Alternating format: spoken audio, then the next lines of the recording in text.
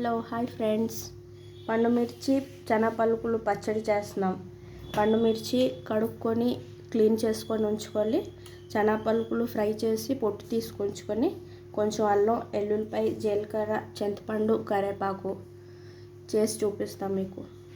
Okay, ఇప్పుడు 3 spoons oil వేసుకోవాలి. దాని తర్వాత పండుమిర్చి వేసుకోవాలి.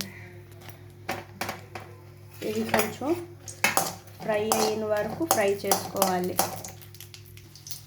ఇలా ఫ్రై అయిన తర్వాత కొంచెం జీలకర్ర, ఎల్లుల్లిపాయలు ఇంకా అల్లం వేసుకొని కొంచెం సేపు ఫ్రై చేసిన తర్వాత చూడండి, ఎల్లుల్లిపాయలు కూడా ఫ్రై అయిపోయాయి కదా. ఇప్పుడు పలుకులు వేసుకుందాం. పలుకులు, చింతపండు వేసుకొని కొంచెం ఫ్రై చేసుకుందాం. చూడండి ఫ్రెండ్స్, ఇలా వేపిన తర్వాత కరివేపాకు వేసుకోండి పైనుంచి. ఫ్రై అయిన తర్వాత మిక్సీ గిన్నెలో వేసుకొని టేస్ట్కి సరిపోయిన ఉప్పు వేసుకొని మిక్సీ పేస్ట్ చేసుకోవడమే. కచ్చాబచ్చాగా పేస్ట్ చేసుకున్న తర్వాత తాలింపు వేసుకుందాం.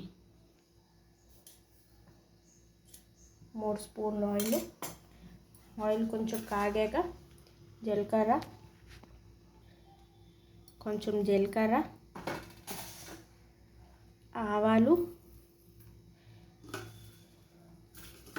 కరివేపాకు, ఎండుమిర్చి వేసుకొని కొంచెం ఫ్రై అయిన తర్వాత తాలింపు వేసుకుంటే సరే, పచ్చడి రెడీ.